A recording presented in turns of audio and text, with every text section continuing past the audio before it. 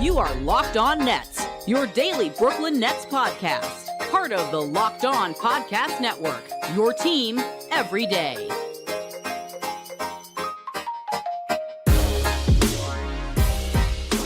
Brooklyn, yo. All right. It is the Locked On Nets podcast, of course, a part of the Locked On Podcast Network, coming to you live on YouTube and, of course, on Twitter. Why? Because arguably the most depressing possible situation has occurred here for the Brooklyn Nets. Kevin Durant and management are discussing, as reported by Adrian Wojnarowski, a move for Kevin Durant from the Brooklyn Nets. Landing spots here already chief mentioned, among them being Phoenix and Miami, that are going to be in those discussions. We had heard those rumors kind of thrown around as the Kyrie Irving situation was unfolding. If that were to fall through, what could potentially happen with Kevin Durant? Something that I think, for the most part, Brooklyn Nets fans did not want to allow their minds to entertain. That is, however, the case that we find ourselves in. And if you are a Brooklyn Nets fan, you got to go ahead and feel like laughing is your better option as opposed to crying. We're going to get some people in here on the network. We think, actually, as I'm getting some real-time action here, we got John Karalis. Yes, sir, from Locked On Clippers. You may know the man, the Locked On Celtics, I should say, the man, the myth, the legend. Let's just break down what we heard from Wojnarowski first here, the Woj Bomb, as they're affectionately known as. Kevin Durant and Kyrie Irving, this is going to be backtracking a little bit here, had no contact with the franchise after Irving opted into his deal on Monday, and a sense of inevitability existed that Durant would eventually ask for a trade, sources told ESPN. That officially happened today. And as the Nets prepare to move one of the most valuable trade assets ever on the market, the entire roster will be available to discuss in deals. Teams have been calling on Durant, and the Nets will certainly look for a historic return on players and picks. So the fact that Royce O'Neal is being acquired in a trade really is neither here nor there in this particular moment from the Jazz. We'll get to that along the way. But I got to be honest with you, the historic trade value, I mean, let's just talk about this from the top level down, right? The rebuild is officially on. The opt-in from Kyrie Irving, and obviously the speculation around where was the market on him, what were teams willing to offer. Well, now you're probably going to go back to the table potentially around the Lakers and what that could look like, because I cannot feasibly see any possibility where a pause button would be pushed on any offer that's going to come their way, just as far as the discussions, the opportunity to move these assets, and then the trickle-down effect there, as mentioned by Woj. Every single player is going to be made available from this Brooklyn Nets franchise. That's going to include the high-level guys, obviously, like the superstars. I'm sure Ben Simmons will be in conversations as well, potentially, depending on where his trade value currently lies. And then you get into some of the other components, right? We heard that the deal for Nicholas Claxton was all but set to have him return. However, do the Brooklyn Nets want to commit money to that young man, as opposed to that young talent, that young player, as opposed to potentially pivoting and looking to get even more draft capital? It'll be unprecedented to be sitting here and having the discussion around a team like the Brooklyn Nets, who are going to absolutely switch gears from being one of the championship contenders over the last couple of seasons, in spite of everything that happened, to now being in the same boat as the Oklahoma City Thunder, just stockpiling draft capital. There are obviously some comparisons that we can talk about from a trade possibility here. The most recent would be Paul George going from Oklahoma City to the LA Clippers. However, even that baseline, which was in totality 5 draft picks plus a couple of players, SGA obviously was the big one there, and Gallinari at the time. There's also some swaps involved, but that's not enough. That is not enough to acquire Kevin Durant. He is a far different talent than what Paul George represents. Thankfully, though, we get to welcome in John Karalis here. John, you know what? We had our moments. We've had our back amongst the Boston Celtics series and that rivalry, but let's put that all behind us, because we're in desperation mode over here on the Nets side of things, as obviously the news broke. Kevin Durant requested a trade. They're working with him. Mentioned Miami. obviously is among the teams that are going to be discussing that. I think every team in the NBA, along with Phoenix, or the first two highlighted, are going to be discussing this possibility. But before we maybe talk about a Boston Celtics angle here, just what is your perspective on what it just kind of maybe it feels like came at least a little bit on the timing of it, came out of left field because it looked like the Brooklyn Nets had held off this possibility at least for the offseason. Yeah, I thought maybe they would have been able to carry this at least through till the trade deadline. But guess not. Guess not. But there was always that rumbling, right? That once Kyrie opted in, people were like, "Oh, okay, phew." But there was a lot of like, "Wait a second, just because he's opted in doesn't mean this is over." It just actually opting in made it made it easier for these. I don't want to say grease the skids, but it made it easier because the sign and trades just weren't out there. Sign and trades are tough.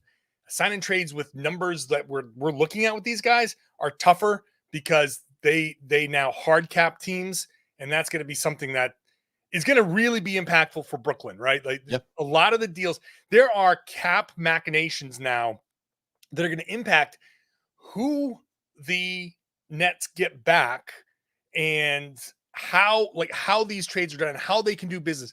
They are, and I don't want to say this like is morbid or anything like that. You're already stuck, right? This is a really bad situation for Brooklyn. You've given up all of your picks. There are unprotected picks all over the place. Houston is celebrating right now. You're losing. Jesus, John. I mean, take a moment before you dive in with the knife a little bit deeper. I'm sorry. I'm laying out a realistic situation. That's right. I don't take much glee in reporting this. You're losing the star player now you're clearly entering rebuild territory. So you have to start acquiring picks from somewhere to kind of get into this rebuild and the right players. And there's now also the CBA, which is kind of your enemy in some of these deals. So you're kind of stuck from a Boston perspective. Obviously, the outside, everybody in the East is like, oh, okay, great. That's one less team. Unless he gets traded somewhere else in the East, there's one less team you have to worry about. And now what happens next is the vultures come in and say, oh, okay, well, can we, maybe Bruce Brown is suddenly available. Maybe Patty Mills is suddenly available. Maybe those guys are suddenly can start picking those guys off. So there are dominoes falling all over the place. And as Woj reported, right, that's what it was. It was, and every player on the roster is going to be made available. I was just mentioned Nicholas Claxton. You think that deal was kind of in place for him to return, but suddenly you just look at the roster and you think, well, what version of this roster are we going to have going forward? And even as young as he is he going to hold really any relative value to us in the short term? I have to wait and see on them. The other part then I guess would be, as we talk about where some of these players should go, let's just say Eastern Conference, by the way, if he ends up in Boston or if he ends up in Miami or if he ends up in one of these top teams, then at least every other Eastern Conference team is going to go, the Brooklyn Nets are out of the way, right? So everyone comes up that pecking order. If you're a back end team looking to be in the playing games, yeah, you can take that step forward. If you're the Atlanta Hawks who just acquired DeJounte Murray from the Spurs, you now look at your prospects that much brighter. And we assume that Brunson deal is going to go down with the New York Knicks. They feel that much stronger, right? So some of the lower level teams can be a little more excited. That's maybe for another day. The first, I think, biggest thing is, and you mentioned it, you hear Miami. That's an interesting one because it's hard to just immediately look into that roster and pick out the players that you would add in here with any deal. The Phoenix Suns, however, where you already heard these rumors, DeAndre Ayton, sign and trade, the Nets were maybe sniffing around it. The bigger question becomes, were they sniffing around that to try to keep this team together, or were they thinking in that big picture of what if Kevin Durant and Kyrie Irving and this whole thing is falling apart? That maybe offers some benefit as far as putting together a package because you can sign Ayton and the money now lines up on those books. But from two levels here, do the Brooklyn Nets really want to be taking any big money back here as they enter this rebuild? Because Ayton unto himself, what is that? Again, what does that comprise? What is this roster? Cam Thomas, Kessler Edwards, Day'Ron Sharpe. Everything is completely upside down for Brooklyn. And what is the draft capital here? Right? The Brooklyn, it's understood now. Kevin Durant is leaving. how long and how deep will the Brooklyn Nets dig their heels in on what we want back in return? I mentioned the Paul George trade. That was 5 first-round picks. I don't know how you can't get significantly more than that. We're talking about Kevin Durant at 34 years old, generational talent, the team he goes to, especially if it's a team that's already pretty well established, they're the favorite to win the title, and they're the favorite to win the title over the next 2 to 3 seasons. Yeah, look, he makes an immediate impact, and the question is, who's he willing to do that for? But it's less. He really is testing some of the limits of player agency now because he just signed his extension. Historic that this would be occurring. Yeah, he has no player option, right? Like, so he's just like, you know what, I'm done. But he can't force himself anywhere. He can say, look, I'd like to go to Phoenix. I'd like to go to Miami. I'd like to go to somewhere else. But your point about the draft capital is one of the biggest things that you need to consider here. Now, you can only go where teams that have significant draft capital and players potentially. That's the only options that Brooklyn can be willing to explore. You cannot. This is not happening. LA Lakers call. Sorry, there's nothing that you could possibly put here in order to entice us. Yeah. There's nothing there. You can't match the salaries. You can't match they're not going to take back Westbrook. You can't add the picks. It's tough. Can you call Houston and say, hey, what would it take to get our picks back? But it's really going to be a tough thing. There are a couple of, like I said before, CBA issues that are going to impact who you get back. Miami, for example. Now, look at that Miami package that you could get in return. Draft picks, because getting Durant down there with some version of Jimmy Butler and whomever that's going to be a pretty good team for a few years. So you're not going to get any great draft picks. Who are you going to get? Tyler Hero? You're going to get Duncan Robinson? You're not going to get, unless you trade Ben Simmons, you're not going to get Bam Adebayo because there are the designated rookie extensions. You can't get. This is the old Rose rule. This is why the Celtics couldn't get Anthony Davis with Kyrie Irving a few seasons ago. That prevented until the contract was up and whatever. That's not going to happen here. You can't trade for Bam Adebayo and have him on the team with Ben Simmons. CBA doesn't allow that. That significantly reduces the chances of getting him down to Miami. The Phoenix deal is even more complicated because you have a few different things going on. You have a thing called base year compensation, which no one really knows about. It sounds boring, but for the people watching right now, this is super, super important because if you're going to do a sign and trade with DeAndre Ayton, base year compensation now changes how his salary is aggregated in a trade because the base year guy is now he counts differently on the way out than he does on the way in. Yes, they were just discussing that even from a broad stroke standpoint from Phoenix alone, why it was a difficult thing to sign and trade him because it's not a dollar for dollar in and out. Right. It's not. And that's the big thing. So the base year 50%, I think, right? Yeah. Player's outgoing salary is 50% of his new salary as far as what the matching is. Mm-hmm. But that's for you. And that's for Phoenix. For you, it matches. It counts as the whole thing. $1 right? So you take in all the money, but Phoenix is only able to open up half of it, right? So it changes a lot. Like you can't just say we're matching money because the calculus changes. You've got that. That's number one. Number two, when you sign and trade somebody, you receive somebody in a sign and trade, you're hard capped. So now you have to stay under the apron, which is $6 million above the luxury tax. That's the hard cap line. So you have to stay under that. And you have those rules kind of complicating which players are coming in, which players are coming out. It's going to be hard to match all of that. So Phoenix is going to be a tough trade as well. In that regard, do you think? I mean, by the way, if you don't follow or listen to John Karalis, who obviously covers the Boston Celtics for the Locked On Celtics podcast, been doing it for years and does a great job with this type of stuff, knowing the mechanics that are involved in moves like this, which is why it becomes a delicate balancing process. Quite frankly, it's going to be a gymnastics process for the Brooklyn Nets to achieve this in a way that's successful for them. Does that make it a somewhat foregone conclusion, do you think, that a third team then gets involved here, some level of whatever it is, strip every single nut and bolt off of the Brooklyn Nets and send it out across the league and try to use as many teams as necessary to put, to your point about you trade into Miami? Well, the draft capital, any first round pick over the next few seasons is incredibly diminished in value because it's not going to be a top 10 pick, barring some type of disaster wherever Kevin Durant goes.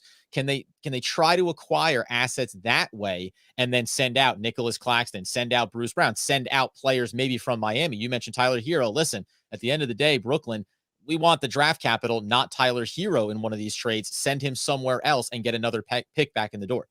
Yeah, I mean, that's going to be part of how you have to do it. It's going to be a long process.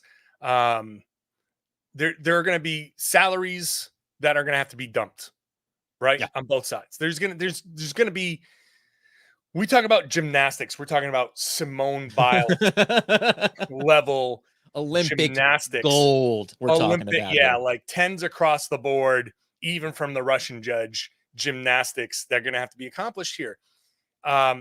It's very obviously, it's not all going to happen with just one deal.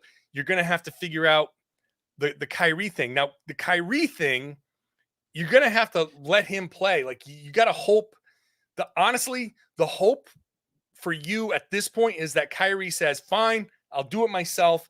He says, I'm going to, I know I've got 1 year left. I've got to play. I've actually got to play to earn my money. He plays and plays well enough to convince some team like, okay, yeah, you know what? We will give up something because we'll take him and we will re-sign him. And you do that at the deadline and get some capital that way. Because it confirmed these mechanics too, correct? He opts in, which now means you cannot turn around and move him unless it moved to the sign and trade. Otherwise, they have to hold him into the regular season before any deal could potentially be made. So the assumption here is unless it's a sign and trade, most likely to the Lakers, and most likely in a disastrous return, which I don't think the Brooklyn Nets are going to be willing to do, Kyrie Irving potentially is still going to be here on this roster in the short term. Yeah, I think once he's opted in, I think he can be traded, but he does. He has to stay around for a little while. Yeah, there's a little bit of a moratorium, but there's he can be traded like in season, and he should in season. That's what I mean. It's into October, December, something around there. Yeah. They can make the move. Yeah, he should be traded in season, and that's the best. That's the best move for everybody. You've got to start seeing, like, you better hope that Ben Simmons comes out and plays great, and start shopping him as a potential and game changer for another team. And you've got to start looking at some of these teams that are kind of on the verge, kind of like, I don't know if it's your Detroits or if it's the middling teams that you say, hey, they can maybe convince themselves, but you got to hope beyond hope, like cross your fingers, like, yeah, hopefully it doesn't work and those picks become good. Like, I hate to say it this way again, but like Houston banked on, oh, okay, we don't believe in that mix lasting for too long. Right. So this is why we pushed for these unprotected picks, because they wanted them from at a certain time. This is going to be a multi-piece strategy. You've got to get back your young player, the guy that you're going to build around. And if it's Ayton, then you've got to do your gymnastics. And if you believe in Ayton being that guy, and you believe in some of the young players that you can get, maybe you can get Phoenix to throw in an extra something because they need to add something that be like, wow, I can't believe we got both of these guys for in this situation. There's probably a third team that has to get involved. I would say even a fourth somehow, because there's going to be a lot of moving parts, and you've just got to say, part one is happening now. Part two starts to happen mid-December. Part three starts to happen at the trade deadline. And this is just the beginning of trying again. as I started at the top, where I just kind of had a bit of a chuckle because it was a little bit of, hey, listen, you're going to want to have a laugh because the other option is certainly far more depressing. At any point, John, you let me know if you need to get out of here. For Pete, appreciate John immediately hopping in because I sent out the smoke signals immediately when this popped off. One of the benefits of being on the Locked On Podcast Network. Let's just high level this then for a second. The one piece is maybe again, Ben Simmons, his trade value is probably as low as it's ever been. So you want to see him get on the court as well. It's interesting that Kyrie Irving, I think Kyrie Irving, the talent, the player, that's not really in question. So I wonder how quickly we'll start to hear about those mechanics. The other piece, I guess, would be then, before I just ask the high level franchise question here, would be that you can now, depending on how the Brooklyn Nets look at some of their young players, get back whatever draft capital you can in these trades and then pair the young player with a lesser valued Miami Heat first round pick with a Cam Thomas and say, we're going to want to get into the lottery here, something in those top 10s to a lower team, one of those teams that you don't think even with sending them Cam Thomas, it's not going to change what their trajectory is. So that could certainly be the mechanics depending on how the Nets view their young core. High level though, where do you think this franchise can come out the other side of all of this? Let's take this season off the table because there's going to be so many, to your point, tiers and stops along the way in this journey.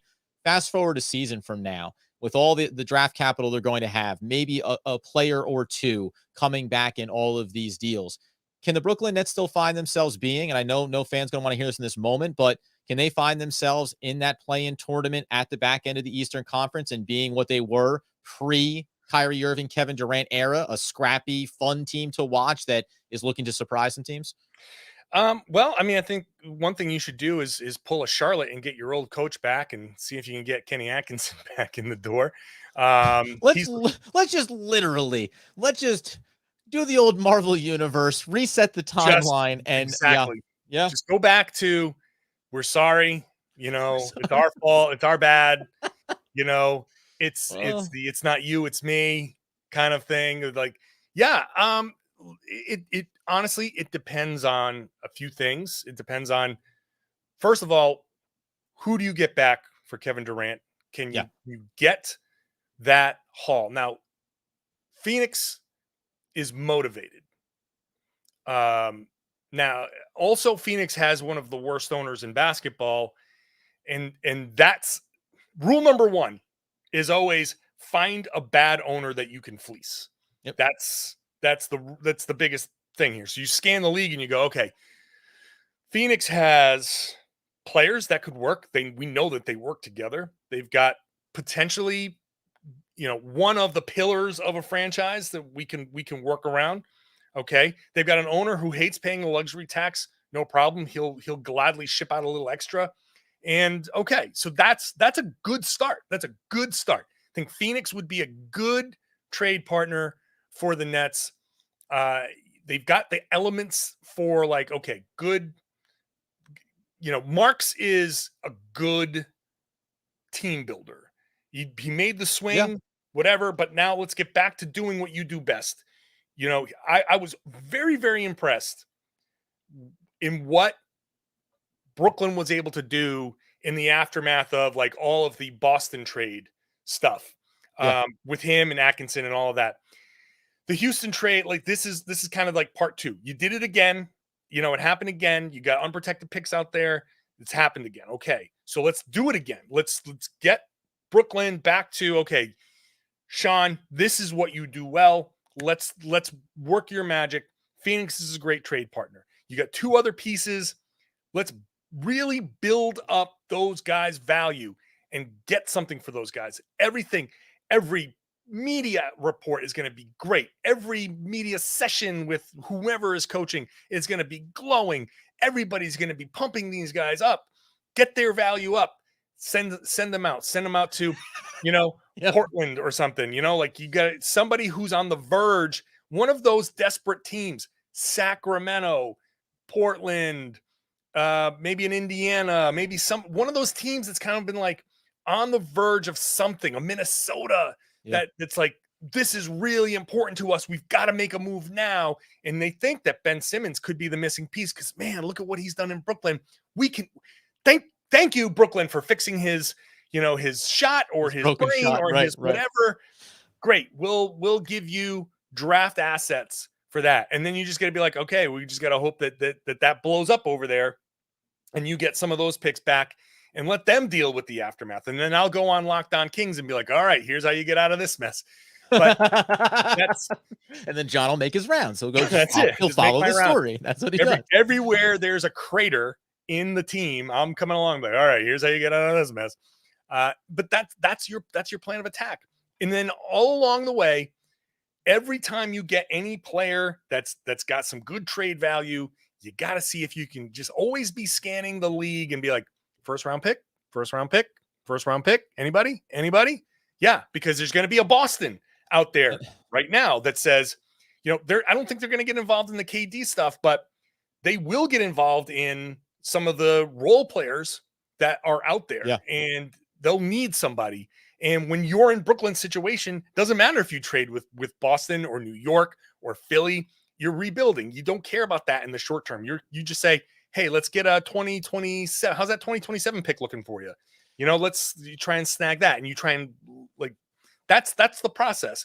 Can they get into the playoff into the play-in next season?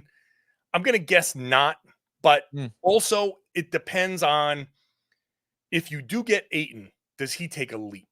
If you do get some of these other guys from around in these different deals after this upcoming season, do they have a chemistry that gets them to, do they play hard for 82 games? Do they have a good chemistry? That's enough to get you into the fight for, 9, 10, somewhere in that range.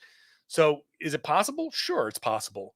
But you got to have that Brooklyn team from a few years ago, where everybody was dancing on the sidelines and they were fun and energetic group, and they were, behind bring back Dinwiddie, and you had D'Lo, and you had all those guys. And well, listen, and the one thing you take away from the discussion that you're having there is, again, as you acquire these assets and you acquire draft capital, and then that player starts to look good, and then you start to look around the league and say, hey, who wants to give me this? Who wants to give me that? I think that's there's going to be a grieving session here for the collective Brooklyn Nets fan base. But also, as this season unfolds and as next off season unfolds, I think you're going to want to feel like you're identifying something that, regardless of what the expectations are, what the ceiling is for them, you want to start to re-identify what is the core of this team. And they know they have Cam Thomas, Kessler Edwards, Day'Ron Sharpe. Are those guys all going to be a part of this new look? Can they still move forward with them? I think that's probably, and I know no Nets fan wants to hear this right now,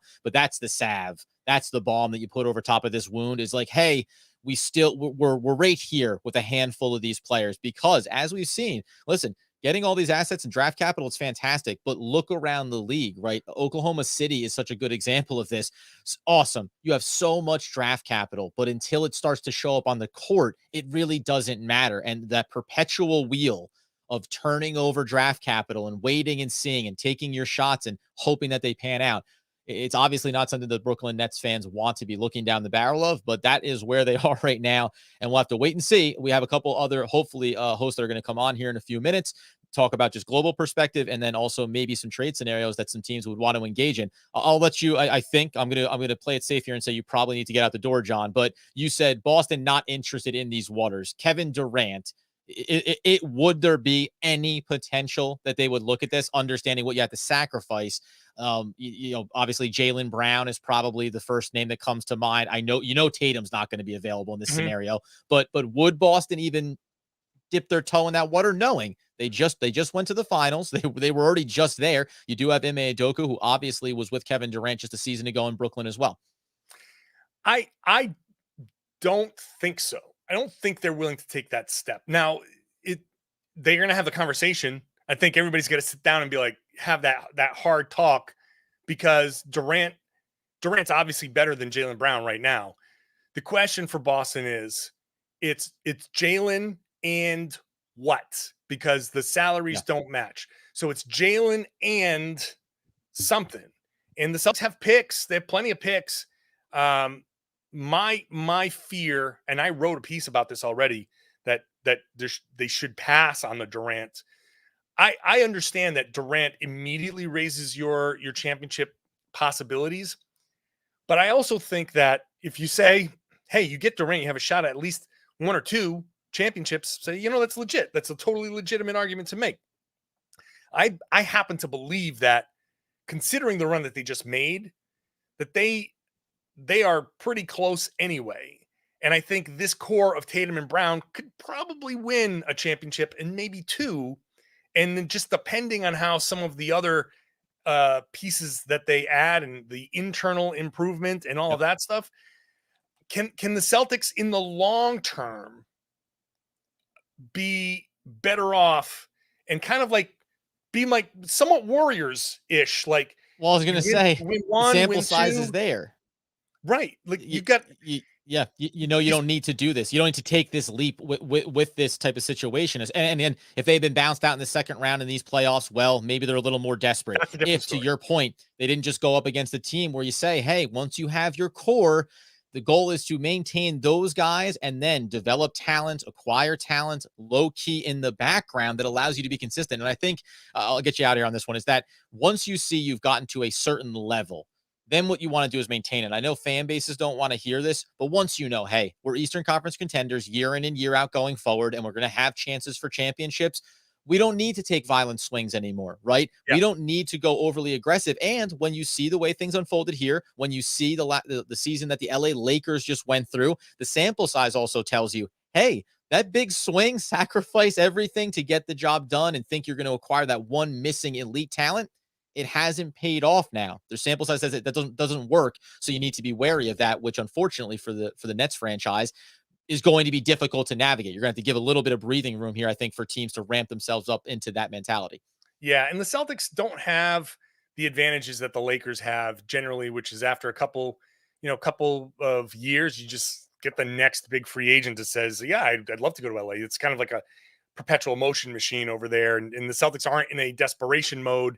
They're right there, it feels like. So you want that consistency. If Jaylen Brown wasn't 25, if he was 29, I'd say a no-brainer. But the fact that he is 25 is why you'd want him in Brooklyn. But these guys, Tatum and Brown, are 24 and 25. They just got there. I feel like there's a legitimate, if Jaylen will stay and re-up after his contract is up in a couple of years, there's a legitimate 5 or 6 or 7 year window here where the Celtics can be at or near the top of the East, that they can compete for trips to the finals. And with Durant, there is a much hotter 2-year window, 3-year window. But I'm going to take that 4 years extra and say that I think in the long term, I'd rather have that long-term potential for another championship or 2 than the hotter, better odds now. I'm just making the long-term play. But I can understand why people want Durant. Hey, who doesn't want instant satisfaction? Right. As we say, the man who was so far off on his prediction for the Boston Celtics Brooklyn Nets series that he thought it was going to take 5 whole games to get through that first round matchup. John Karalis, Locked On Celtics. You don't need me to tell you, this guy knows the NBA inside and out. I could not be more appreciative for hopping on to give some of these, especially the mechanics, the financial mechanics that are involved here, and a little bit of perspective around teams that are right on the precipice that still may stay away from the Kevin Durant sweepstakes. Thank you, sir. I'm sure we'll be having a lot more discussions along the way. Yes. Good luck with all of this. And that is the way that it goes, my friends.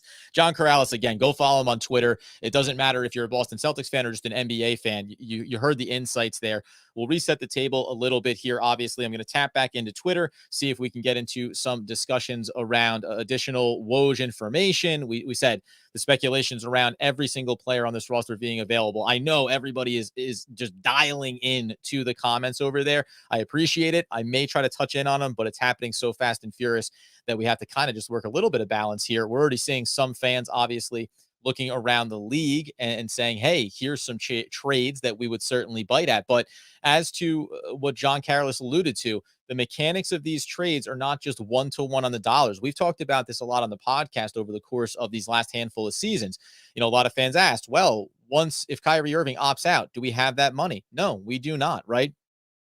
That's not $36.5 million off the books. That money is already spoken for on the salary cap. So that's why building in around these guys was always about the mid-level exemptions and looking for veterans on buyouts, etc. And now, by the way, if we want to backtrack ourselves a little bit, why did Patty Mills opt out? The first initial speculation wave was, well, he opted out, but the Brooklyn Nets may be looking to bring him back. You could understand why Patty Mills opted out. And listen, maybe we should have read the tea leaves a little bit here as we were looking how these days were going to unfold following Kyrie Irving opting in. I have to think, as we have Doug Norrie in my in our show notes, co-host for the Brooklyn Nets, Locked On Nets podcast. Excuse me. He likes to do this. He flusters me right in the middle of a rundown. Maybe he'll get in here with us momentarily. He was just relaxing, assuming that the entire offseason was going to go swimmingly now that Kyrie Irving was back on board. But maybe we should have read the tea leaves on the Patty Mills opt-out, a veteran player and certainly a talent that elite championship level teams are going to want to acquire, and a rebuilding team is going to look at and say, where is the real value there? Now, after all the smoke settles and we get into the rumble of it, maybe Patty Mills is a veteran presence that Sean Marks, who had ties to him going back to San Antonio, would bring back in just for that, stalwart guy to help guide this franchise forward through some tumultuous times. I highly doubt that. We also do have to get into discussion around Royce O'Neal, who's being acquired. I know that is not remotely the most interesting conversation here, but there are a lot of mechanics that are going to be happening. One little pause here briefly as I just touch in with one Doug Norrie, let him know that if he wants to get on the action, which, by the way, given the fact that he's in the chat room, I could just tell him, Doug, we're going long and strong here. We've got over 650 in on the live chat, obviously over on Twitter as well. So if you want to be a part of that conversation, I'll be checking in on Twitter here momentarily on the Brooklyn Nets side of things on our Locked On Nets feed, just to see if anyone is sharing any comments there as well. I honestly, going to be very interesting to see what happens in the fallout of this Kevin Durant trade. Like we said, Miami being mentioned, Phoenix being mentioned. If it's draft capital, that's fantastic. I do again wonder what happens next in this process around, you heard DeAndre Ayton, or we discussed a guy like John Collins being out there on the trade block as well from the Atlanta Hawks. Now, we don't know what's going to happen there, but any name that you want to throw out, a reasonably young talent that has a bright future ahead of them, you do have to now think about them as being cornerstone pieces potentially for the franchise, whatever the contract is that they're coming in on. If it's going to be Ayton, you're thinking it's going to be, a max situation there, as opposed to, and I'm using just John Collins as the reference point here, he's sitting there on from 23 going up to 28, $29 million over the life of his contract. So you can look at players like that a little bit differently as far as being a cornerstone piece, because they're not max numbers on your books. But if everything is gone here, DeAndre Ayton, is he a franchise cornerstone player? That's not the way we discussed him. We discussed him as being a piece you add into Kevin Durant and Kyrie Irving and this team and say, hey, this could be a real needle mover as far as getting us up over the hump and getting into the conversation for a championship title again. The other piece, obviously, as we take a big step back here, would be, what does it look like in the long term here? That's why I want to ask John Karalis there as he was exiting, where are the Brooklyn Nets going to fall in this hierarchy? I know that that's often the distance, but it is also a much closer reality than it was, about 20 minutes ago, right? There was a time when the rebuild prospect was at least going to be 1 year away, and then maybe longer, depending on what happened with Kyrie after his opt-in for this season. We still thought there could be a world where, depending on how Ben Simmons plays, and if the Brooklyn Nets were unwilling to commit long-term dollars to Kyrie, well, he may exit next offseason. It doesn't mean that you can't look to then reconfigure around Kevin Durant and around Ben Simmons and move forward there. You also talk about the young draft capital that the Brooklyn Nets have brought in over these last couple of seasons. Again, what is Day'Ron Sharpe in the grand scheme of things? Does he have any value out there? Probably not in this moment, but will he over the course of the start of the season, as you assume, he's going to start getting a lot of minutes going forward, right? Likewise for a guy like Cam Thomas, already talked about where he was drafted by the Brooklyn Nets at the back end of the first round. He already has a higher first round value if he was going out in a trade. The question now becomes, how much do you showcase him early days here as the season gets underway? And then where do teams potentially come to the table with offers for him? And do the Brooklyn Nets, Sean Marks and the brass say, well, we're not looking to move off of him. He is now the new young nucleus and future of this team. So it'll be fun to see how some of those things unfold. Going to take a look over here on Twitter to see if we're getting any updates coming in from Woj around these mechanics. And then I'll just highlight what was the obviously footnote to this conversation, the acquisition of Royce O'Neal coming in from the Utah Jazz in exchange, I believe, for next year's first round pick, if I'm not mistaken. Yeah, Kevin Durant said the trade request directly.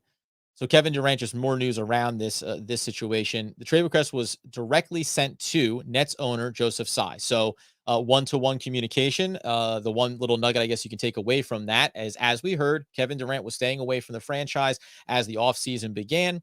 Obviously, if you're at this point now, and there has to be a direct correlation between the negotiations with Kyrie Irving and the decision that Kevin Durant is making now in this moment, as opposed to later in the season or the trade deadline next offseason potentially, has to be that there's disconnect between those two superstars and Sean Marks, right? So not even a direct communication with the GM, going directly to ownership.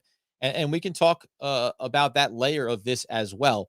The only thing that did come through here was in regards to Royce O'Neal. That was a trade, 2023 first round pick being utilized on Royce O'Neal in that trade. So we'll continue to look at those mechanics as well.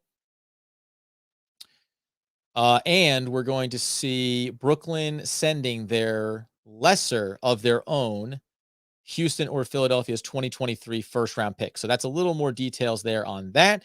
Doug Norrie is in the wings. We're going to give him a minute, though. We're going to let him get settled in. That's the beauty of having a little bit of a backstage here when we're working these broadcasts, so he can just feel nice and comfortable before he gets in. And I'm sure he's going to quell all of the concerns for the Brooklyn Nets fan base.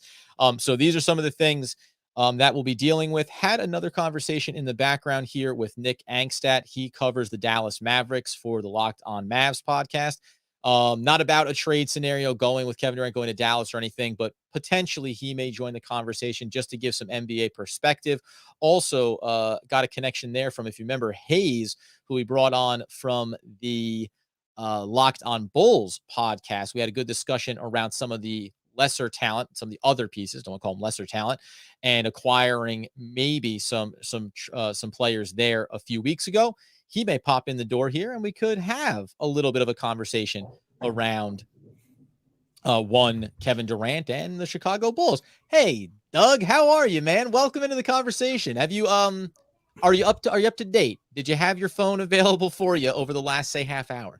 No one never has their phone on. Like, I always have my phone on, and I went like swimming for legit a half hour. And then I was walking back. I was like in the Gulf of Mexico, just as you do it on a random Thursday, and was walking back with my wife. I'm like, man, my phone's buzzing a lot, but we're talking with the wife. Can't be looking at it. This is some, sacred time or whatever you're going to call it. And I was like, I'm not going to look. And then finally we got back and she disappeared for a moment. I was like, oh, we'll look a little bit. And then it was just an absolute what a bloodbath. I mean, text, you, other friends, other text messages, a freaking million tweets. I sorry if I haven't been listening to what you've been saying. I tried to tune in for 2 seconds. I promised my kid I was going to go swimming after that. So that's why the delay. What a disaster. Essentially is where we were at. We had on John Karalis, and I think that just to give a brief recap, and everyone that's coming, what that total homer have to say about it through the coverage. Well, you know what? First of all, what John is great at providing is we always talk about when everyone wants to talk about big trades and make swings and just this player for that player, swap it out. The numbers all add up.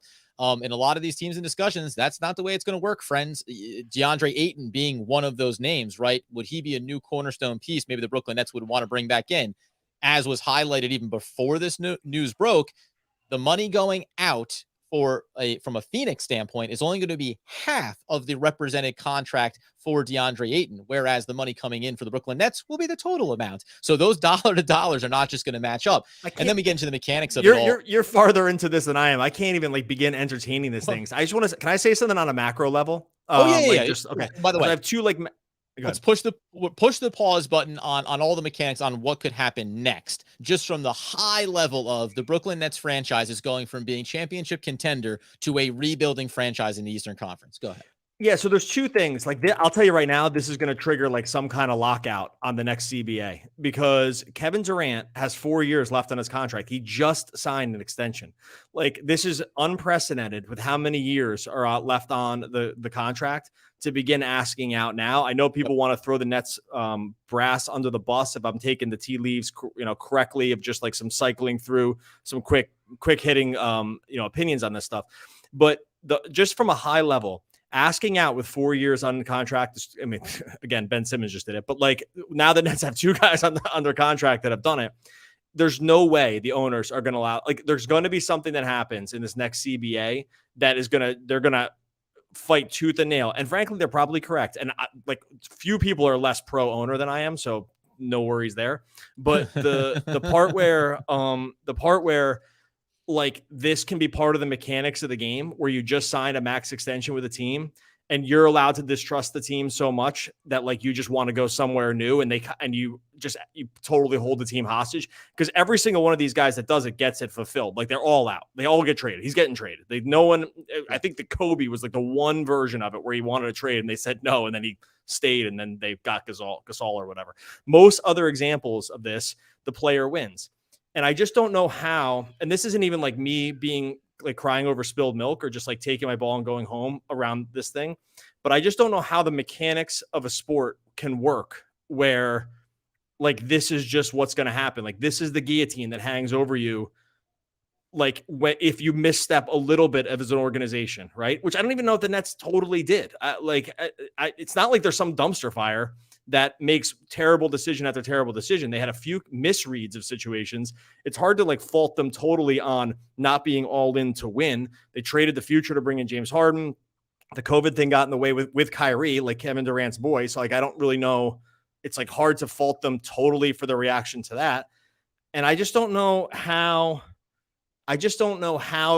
a sport continues on with a situation where like, what is the point? What's the point of signing these guys to long contracts? Like you have to have them. They're the best in the game. Like you can't win without them. I totally get it. But short of that, you're so beholden to just not being happy anymore and requesting a trade. I'm not even blaming Durant. Like if you're unhappy, go somewhere else. It's cool. I like, No, but there's got to be a mechanic involved there where the dollars that is something about the value that's on the books for the franchise that's about to lose that player doesn't end up being in this circumstance where am I sending $44 million? They clearly didn't know. I got a kid tattooed for my kid here. If you can see, it's a snake. I don't want anyone to think get scared. It's a snake on the arm there. It's a Kevin Durant tattoo in a Brooklyn Nets jersey. Wow.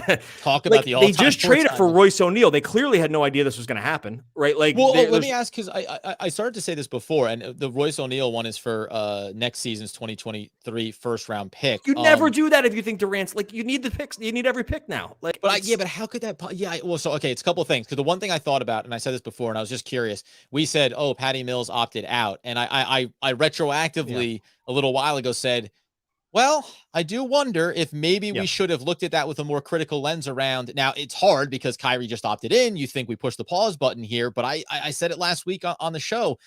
That's the first mechanic of something bigger and more and different happening here. So when Patty opts out from a veteran, experienced player standpoint, well, if you're a championship caliber team with these superstars, why wouldn't you maybe want to stick around, even if it costs you a couple of dollars on the market? Now you look at it and go, or maybe it was kind of understood. This thing's going to fall apart. You're a veteran. You're going to go make money and at least be able to be on a team that's going to be capable of winning a championship.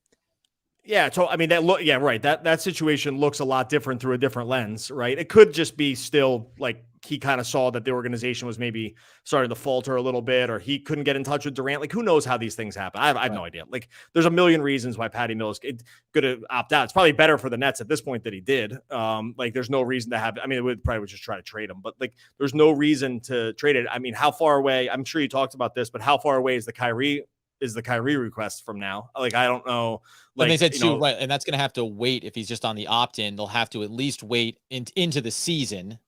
Great. Unless they turn into a sign and trade, which I think, like, if that ends up being the case, by the way, talk about your all-time weirdest mechanics in the history of everything that, this is why I think it's objectively insane now, because now Kyrie Irving opted in, and at least for the moment, we're all sitting here being like, now the guy that we just had the organization just had really difficult negotiations with, settled on an opt-in, is now here, and Kevin Durant is going to be gone. and we're all just going to be staring at each other. And then that trickles down to Ben Simmons as well. Like his value is still at an all-time low. You need him to get on the court. You don't know if you'd be moving forward with him in any form or fashion. You like to think probably if his value increases, you'll move him at some point too. But you have so many more players on this roster at this moment that aren't going to be here and probably don't want to be here than do. The only guys you can think that really want to be a part of this in this moment is every young player that looks at it and goes, hey, baby, guess who's getting playing time? It's, it's Cam Thomas time. And, it's Kessler Edwards. It's Day'Ron Sharpe. Those guys understand the opportunity in front of them. But even veteran players, right? I mean, Bruce Brown, dollar to dollar, unrestricted free agent. Why is he going to come back here when he can go make similar money and be why resign him? Why resign him? No, like, that's what I mean. Like everything falls apart here, right? Like, yeah, why? I mean, why would you commit? You can't commit like real dollars to Bruce Brown. Like, he's fine. Can we talk about since he's unrestricted? Where do you stand now on Nicholas Claxton? I'd probably at least resign him because he's young. Like, I don't know. you gotta at some point you gotta spend the money somewhere. I mean, who knows what they'll get back? The team will look. His value only gets better. Yeah.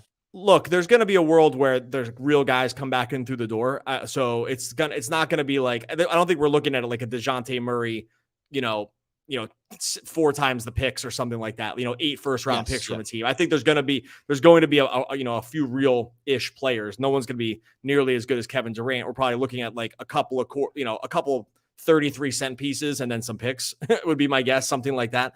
If 33-cent pieces existed, I think we're looking at that. So there's going to be a world where it's like, I can't even begin speculating. My brain's broken. Well, I cannot believe this is happening. Thing that we I can't. I really, real quick. Sorry, I know I'm submarining like this thing. I really wish you could have just filmed my reaction to this. I'm sure like this, every Nets fan is going to say this, but I really wish you could have filmed my reaction to this when I saw this was going to happen, because I first saw it as a text and I was like, and through a couple guys that I don't know, sometimes I think are joking around or something. So like I was like, no chance. And then I saw your text and my heart sunk. And then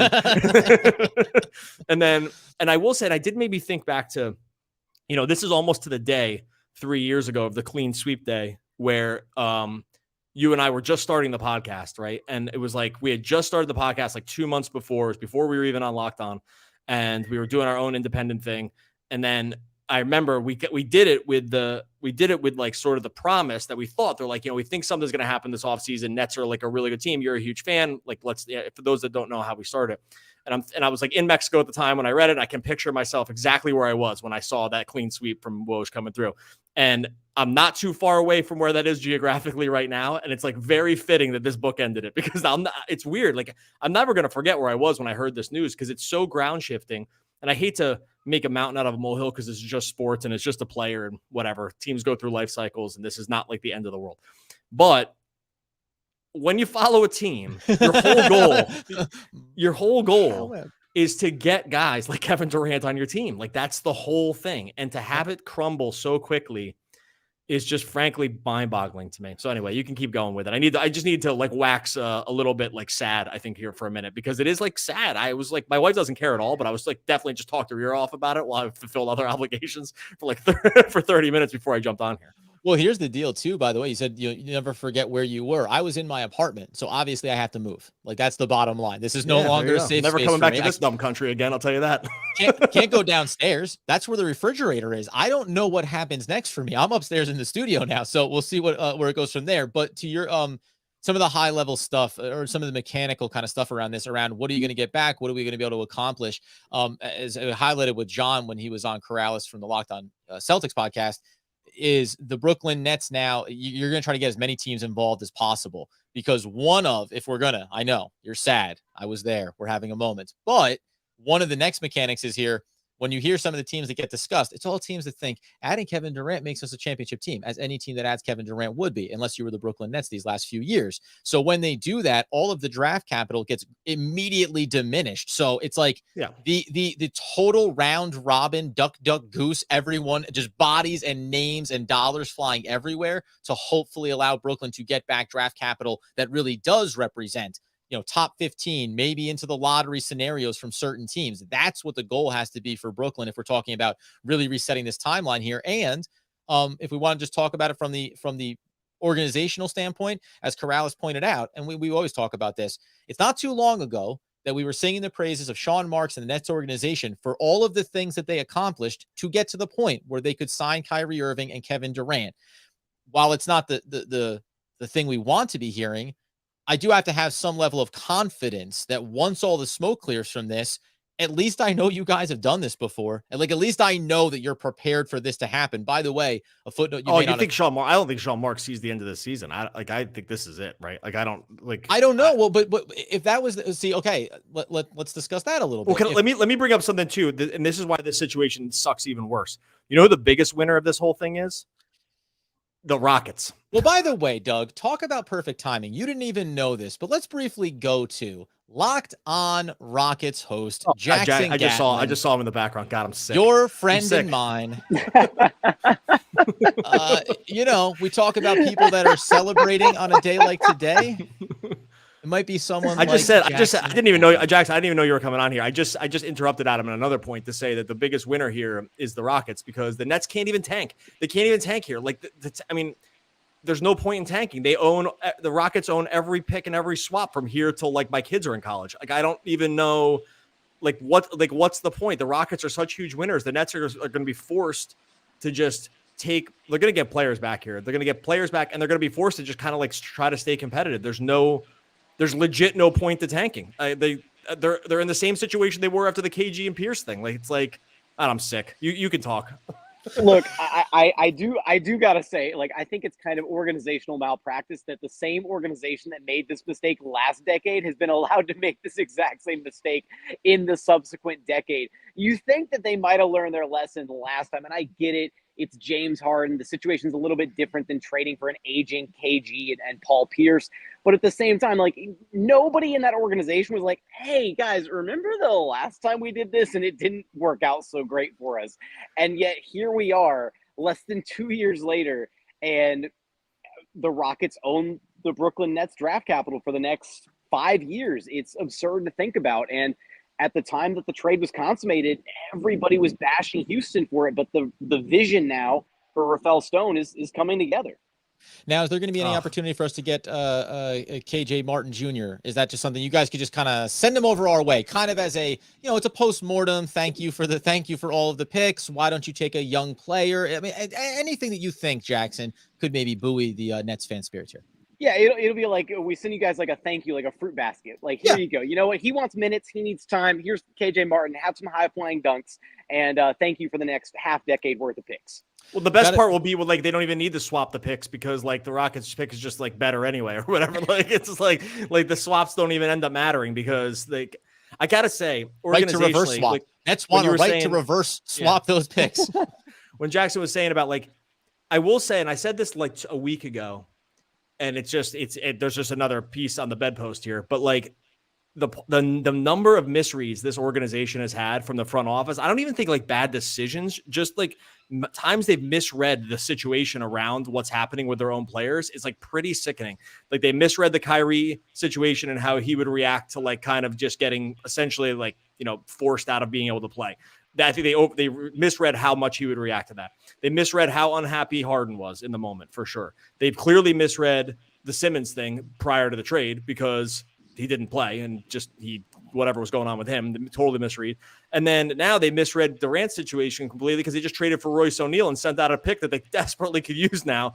And I just like the amount of misreads they've had here is kind of like malpractice. I don't know. Maybe you just said malpractice. That words in my head now. It's like so. I'm again, Adam. It's malfeasance. Adam, I just got on here 15 minutes ago. I'm still reeling. Yeah. Jackson Gatlin.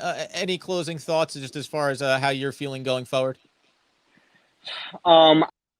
And that's how we go ahead and conclude our session with Jackson Gatlin. Thank you so much for stopping by. You can check him out on the Locked On Rockets podcast as we move forward. I don't have time. I was gracious enough to bring the man in. I'm not going to let him sit here and celebrate while they could literally have the entire Rockets organization take a season off and still be in one of the best positions of all time going forward. No, this is I tell you what, you mentioned the misread portion of it. That's a big component of this too, because the whole way down this off season and over the last couple seasons, and I want to get back to Sean Marks. It was the idea of well, Kyrie, he's his own kind of guy, or even James Harden, well, that's a reaction to the way this season has gone and he wants to be ultimately in Philadelphia, all those pieces. But the part where when this trade request comes in from Kevin Durant, and by the way, it was reported by Woj, went directly to Joe Tsai. Didn't go to Sean Marks, said, I'll just go ahead and tell the owner I'm all set here. That to me is another misread of and we talked about this. Hey, if this is going to go down this way, there'll at least be an opportunity to showcase what they can put around Kevin Durant to have success going forward. Instead, Kevin Durant's like, oh no, man, I'm all set. And it does bring up the lack of communication between the player and the organization and everything else. So it is another big misstep and a misread. You can respond to that, but I think then the next part was just about, you said Sean Marks, does he make it through the year? I don't understand. How? Well, here's what I don't.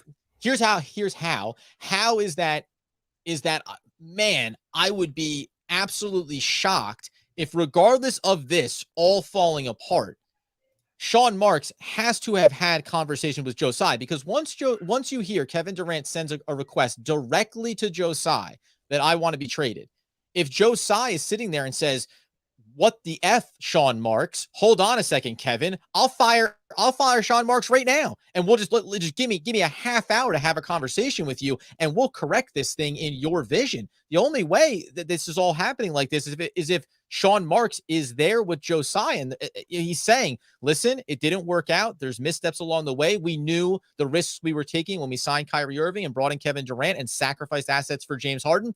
Now this is our path forward. I don't know. It's interesting because in my mind, I'm like, well, this is Sean Marks completely having the reins of this franchise, at least in the short term, being able to go right back to Joe Tsai and say, I'll do exactly what I did the first time around, rebuild this thing up and get us back to a place where we are a competitive, attractive franchise.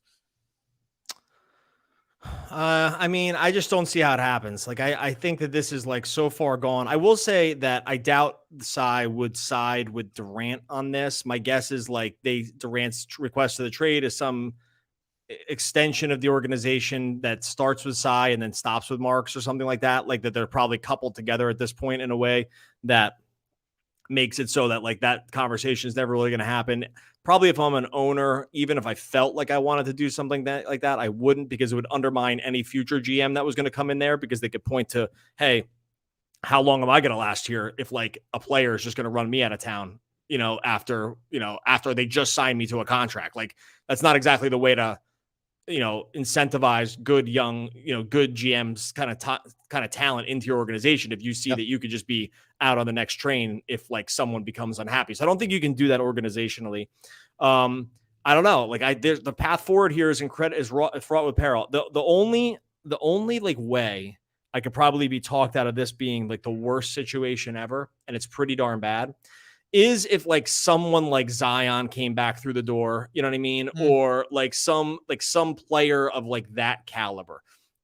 Oh, man, I don't even know if that's like, and I don't think it's like totally unrealistic, but I know what you mean too, because earlier I was mentioning, we talked about DeAndre Ayton, but even when we talked about not even mean him. No, like, I know you're right. And it changes how you look at him. But we talked about John Collins, and even just as that player profile that builds in his championship, again, you look at that differently, even as a piece, because you're like, yeah, good player. The money's not terrible. Like you like what he is, but you don't look at that and say, and if bringing him back, that elevates us back to this point. I think you're on the head as far as, it doesn't have to be Zion, but a name that elicits that type of optimism around what the nucleus of this team can be going forward in short order.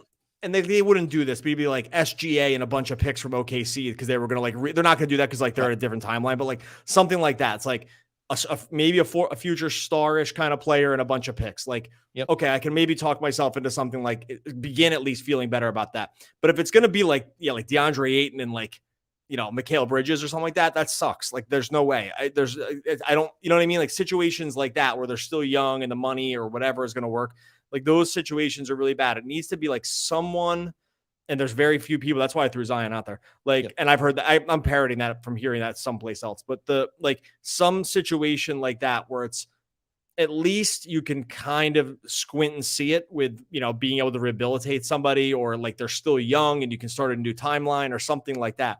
But if it's just going to be picks and like I saw someone throw out like Tyrese Maxey and like Tobias Harris contract, like that's horrible. Not gonna do it right. And so like those are the kind of situations that I think we'd probably look back on and say, that's like, this is a really sad situation. Like these players are nowhere comparable to the upside, right? I don't even mean like the floor, like we're just like trying to dream on some upside of some guys that can be maybe future stars. And a lot of these teams just aren't in positions where they'd want to trade for Kevin Durant to begin with, right? So like the OKCs of the world aren't going to want to do it. Like, Memphis maybe, but they're not, it's mostly just picks. Like they're not going to send Ja or anything back, or Jaren Jackson Jr., something like that. Like that's not coming back. So I'm just trying to think of these other teams, like all these lottery teams for the most part that just drafted, young, future talent. They're not on there. Like, is it like Pascal Siakam and OG Anunoby and, from the Raptors or something like that? I could see the Toronto talking themselves into that. Even that, You're like, great, we're Toronto South. Like, I don't know. Like we've seen how that team kind of topped out with those guys as talent. Yeah, but and that is fascinating too, because it's like the rebuild versus the, versus being the, we'll be a back end playoff team, but with a very clear ceiling. This is not going to be a championship caliber team anytime soon. But I do wonder about how the organization thinks about that. Is it down to the studs and let's totally come back up here? Or if the right opportunity presents itself where you go, yeah, we're going to be 8-9 seed kind of in the mix there. And that's where we can sit for a couple of years and knowing that you're going to have draft capital and other opportunities down the road here. But that's the weird little reset button. I will just throw in the quick caveat you mentioned about Royce O'Neal. Just that his contract, I had it up here a moment ago. He's on 2022-23 for $9.2 million and then 9.5 the following season. Although it looks like you can get out of that last year. So the timing of that was so insane, and I don't know if we may not hear. They just misread the situation. They misread it. They didn't see it coming. I wonder if we hear an alert that just says like that deal did not go through. Right? It's there in principle, and then it got pulled back off the table. You'd hope if this was all coming undone like that. But again, man, I tell you what though, and by the way, I do understand why they could have just misread it and this would have occurred, because if Kevin Durant isn't communicating with you and justifiably so, there's no blame being placed on anybody here. What an FU for Kevin Durant out the door as he goes, oh, by the way, just picked up a veteran to put onto this roster. I don't want to be here anymore. Good luck with that contract over the next 2 seasons. Yeah, maybe they trade him back for flip. Not could be for the same thing. They took him in on the trade exception, so it's like it doesn't cost them. Yeah. Well, yeah, it will cost them. I don't know. Look, this is live right now for people that are. This is going to get posted to YouTube, so you'll end up seeing the whole reaction. I'm probably going to jump off here in a second. We'll end up recording another longer podcast. Now we just got to wait. I was complaining earlier in the day. Sorry to just go waxing here off topic a little bit for a second, but I was complaining earlier in the day that free agency didn't start at 6 a.m. because I wake up super early. So I was like, I want it to start now. I don't feel like sitting around all day and waiting for something to happen. That's dumb. It's got to be tied to the phone all day. And now they just started in the morning so I can get my day over with. And this is the old careful what you wish for, because like never in a million years again. And and someone said to me, do you see it coming? And I think people are going to definitely do some revisionist history and say, oh yeah, this was so obvious, right? Yeah. Like it was so obvious if you look at it. This was not obvious. This is not obvious. This is like, I get that like there was some rumblings that they hadn't been in communication with the team. That kind of stuff happens from time to time.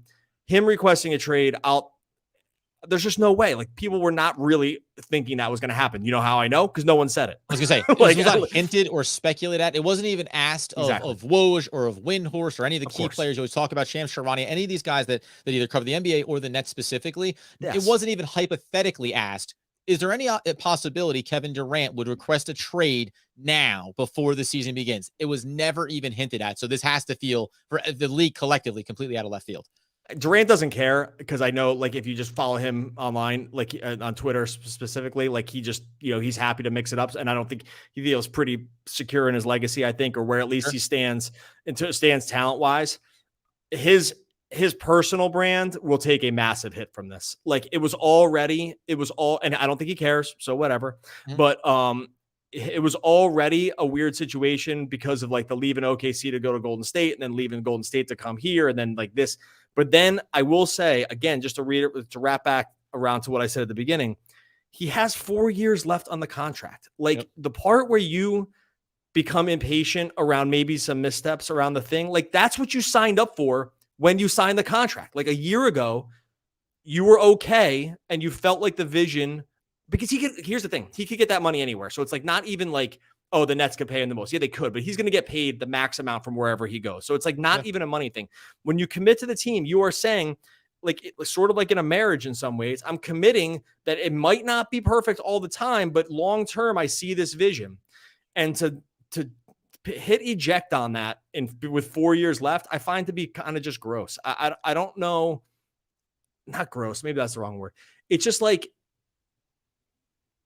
you didn't hold up at least all your part of it. Yeah, you played your heart out. You know what I mean? And you gave everything you could. They got swept in the first round this year. Okay, whatever. They were close the year before. But when you sign that contract a year ago, you are committing over the next 4 years that hey, yes, it probably won't all be perfect because that would be unreasonable.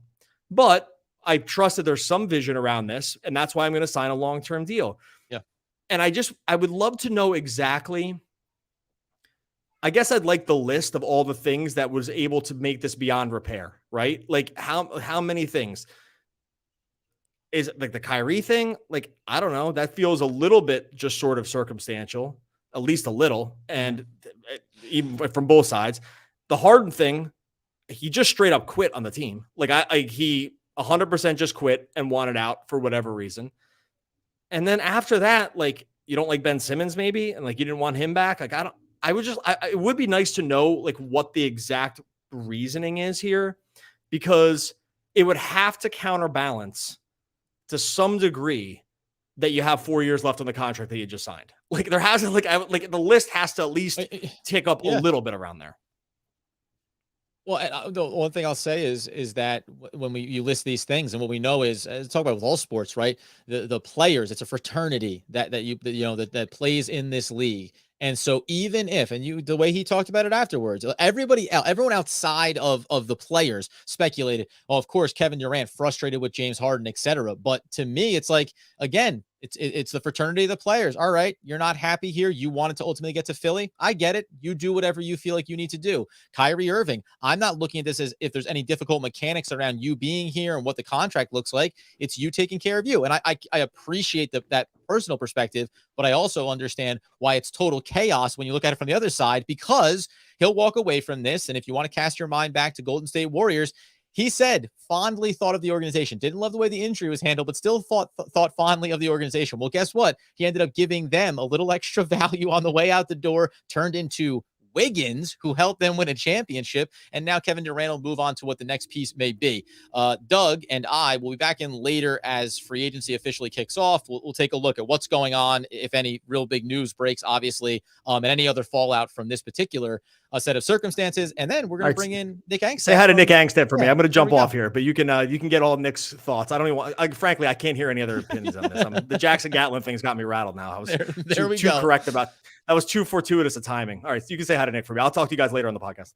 Doug Norrie, the other half of just an elite Locked On Nets podcast. In the meantime, though, your friend and ours, Nick Angstadt from the Locked On Mavs podcast. What's the trade package look like, Nick, that you guys are putting together here to get Kevin Durant to Dallas and to reunite with a former Nets coach in Jason Kidd? Can I interest you in a partially used Davis Bertans? Hey, now we're cooking with fire. God, waiting for these deals to start to roll in. I don't think they have a Kevin Durant trade package at all.